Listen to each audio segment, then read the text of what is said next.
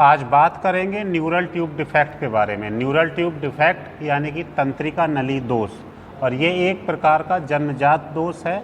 और अगर हम न्यूरल ट्यूब डिफेक्ट को समझना चाहें कि ये क्या है, तो जो ब्रेन होता है किसी पर्टिकुलर बच्चे का, और ब्रेन और उसकी स्पाइनल कॉर्ड यानी कि जो रीढ़ की हड्डी होती है उसकी जो कवरिंग होती है, उसके अंदर अगर किसी तरह की कोई भी प्रॉब्लम आ जाए या कोई भी डिफेक्ट हो जाए तो वो न्यूरल ट्यूब डिफेक्ट कहलाती है।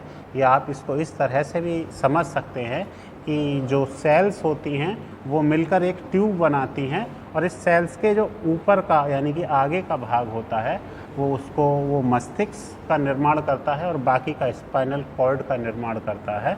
और ये इसमें अगर हम देखें कि इसके क्या क्या कारण होते हैं न्यूरल ट्यूब डिफेक्ट के, किस वजह से ये होता है, तो सबसे पहले तो ये अगर कोई भी गर्भवती महिला के जब वो प्रेग्नेंट होती है, प्रेगनेंसी के समय अगर फॉलिक एसिड की कमी हो जाती है तब वो उसको इस तरह की प्रॉब्लम उसके बच्चे को हो सकती है।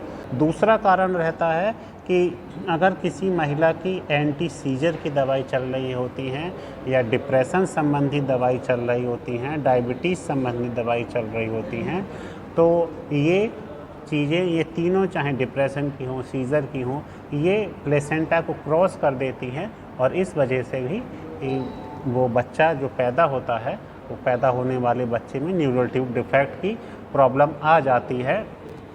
और ये एक जेनेटिकल और एनवायरमेंटल प्रॉब्लम है। ये 3 तरह का होता है। अगर ये हम न्यूरल ट्यूब डिफेक्ट के बारे में देखें कि कितने टाइप्स का होता है, तो ये 3 तरह का होता है। तो जो सबसे पहला टाइप है वो एनएनसेफेली होता है। इसमें जो क्रेनियम बोन होती है वो ब्रेन को जो प्रोटेक्ट करती है वो अनुपस्थित होती है, और ब्रेन सीधे इन्वायरमेंट के संपर्क में आ जाता है। और जब सीधे इन्वायरमेंट के संपर्क में ब्रेन आएगा तो उससे बच्चा या तो मृत पैदा होगा या फिर कुछ ही घंटे बाद, लगभग 2-3 घंटे बाद उसकी डेथ हो जाएगी। और दूसरा जो है एनसेफेलोसिल, इसमें ब्रेन स्कल बोन के बीच में होता है। और तीसरा स्पाइना बाइफिडा होता है, और ये मेनली कॉमनली होता है अधिकतर में जो न्यूरल ट्यूब डिफेक्ट होता है उसमें स्पाइना बाइफिडा ही अधिकतर देखा जाता है। और ये इसके भी 3 टाइप होते हैं। और जो पहला टाइप होता है उसमें जो स्किन्स होती है, स्किन के नीचे डिम्पल होता है और बालों का गुच्छा होता है। दूसरे जो टाइप होता है उसमें मेनिंजेस और सीएसएफ बाहर निकली रहती हैं, लेकिन बाहर वो निकलने के बावजूद भी एक ट्रांसपेरेंट उनको एक कवरिंग किए रहती है, लेकिन वो कवरिंग ट्रांसपेरेंट होती है। और तीसरी जो रहता है, तीसरे में मेनिंजेस है और सीएसएफ है और नर्व रूट है और स्पाइनल कॉर्ड, ये सभी चीज़ बाहर निकली रहती हैं। और लेकिन इसमें भी इनको एक ट्रांसपेरेंट मेम्ब्रेन कवर किए रहती है। और अगर हम इसको देखें कि किस तरह से इसको हम नियंत्रण कर पाएंगे या किस तरह से इसका मैनेजमेंट कर पाएंगे, तो इसको हम 2 तरह से मैनेजमेंट करते हैं, एट बर्थ और आफ्टर बर्थ। तो सबसे पहले हम एट बर्थ यानी कि बर्थ से पहले इसको किस तरह से नियंत्रण कर पाएंगे, तो जिन महिलाओं में हमें रिस्क फैक्टर लगता है, यानी कि रिस्क फैक्टर हमें जैसे कि डायबिटीज़ वाली महिलाओं में लगता है, या फिर जिन महिलाओं को एंटी डिप्रेसेंट वाली दवाई चल रही हो या सीजर से संबंधित दवाई चल रही हो, उनको MSAFP ये एक जांच होती है, और इसको maternal serum alpha fit protein कहते हैं। ये जांच वो करा सकते हैं। उसके साथ ही साथ अगर हम की बात करें यानी कि जन्म के बाद, तो जन्म के बाद ही जो मेन काम शुरू होता है, जो उस समय वहाँ पे मौके पे मौजूद होते हैं डॉक्टर्स या पैरामेडिकल से स्टाफ, उनको जो कार्य करना पड़ता है उनको ये देखना पड़ता है कि जो सिस्ट है वो रप्चर ना हो पाए, और साथ ही साथ उसको जो सबसे पहले उसका पोजीशन का ध्यान रखना पड़ता है कि इस तरह की पोजीशन में लेटाना रहता है कि वो रप्चर ना हो पाए, और वो कौन पोजीशन या साइड लाइन पोजीशन में उसको लेटालते हैं। और उसके बाद जहाँ उसका वो घाव होता है या जहाँ उसको प्रॉब्लम होती है उसको NS नॉर्मल सलाइन से वॉश करते हैं और उसको फिर गॉज पीस से अच्छी तरह से ढक देते हैं।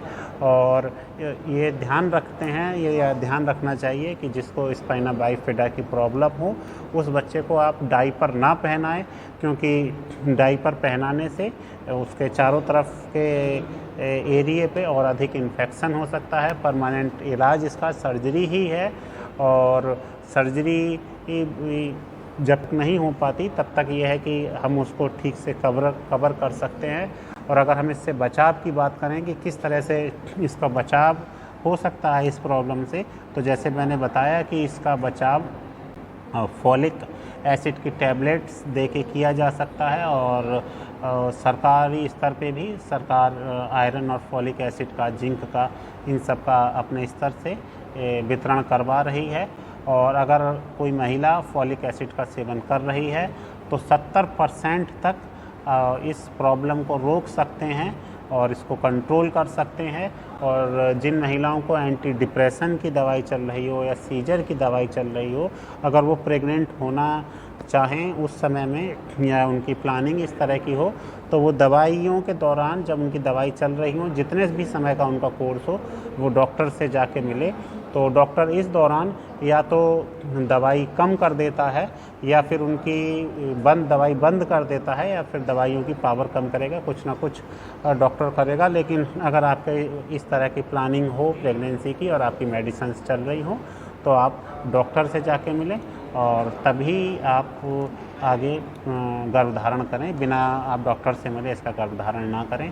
और कुछ मेडिसिन्स भी इसकी हैं, होम्योपैथ में भी इसकी काफ़ी कुछ मेडिसिन्स आती हैं, जैसे कैलकेरिया मेडिसिन्स काफ़ी अच्छी आती है, और भी कई मेडिसिन्स इसकी बहुत अच्छी आती हैं। लेकिन अगर आपको इस तरह की कुछ मेडिसिन्स का पता करना है तो इसका आप होम्योपैथिक डॉक्टर्स ही आपको ज़्यादा अच्छी सलाह दे पाएंगे, क्योंकि जो जिस पैथी का विद्वान होता है वो उस पैथी के बारे में ज़्यादा अच्छी सलाह दे पाता है।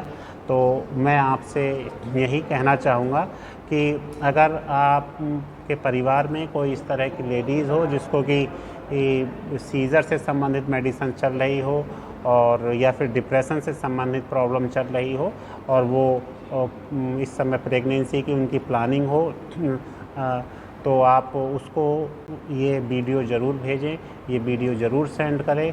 और साथ ही साथ ये मेरे जो जितने साथी डॉक्टर्स हैं, आप उन साथी डॉक्टर्स को भी ये वीडियो ज़रूर शेयर करें, चाहे वो RBS के डॉक्टर्स हों, चाहे वो CHO हों, या फिर वो आशा हों, आंगनबाड़ी हों। अगर आप वीडियो शेयर करेंगे तो इससे मेरा और मेरी टीम का भी मनोबल बढ़ेगा। साथ ही साथ ये जो और भी हमारे कुछ डॉक्टर्स की जिनकी ट्रेनिंग्स नहीं हो पाई हैं, या जो अभी नए CHO हैं, उनके लिए भी ये काफ़ी फ़ायदेमंद होगा। और आप चैनल को सब्सक्राइब करें और साथ ही साथ वीडियो को लाइक करें। और आपको अगर कुछ और जानकारी चाहिए तो आप कमेंट बॉक्स में ज़रूर लिखें, या अगर कुछ आपको कमी लगी हो तब भी आप कमेंट बॉक्स में ज़रूर लिखें। धन्यवाद।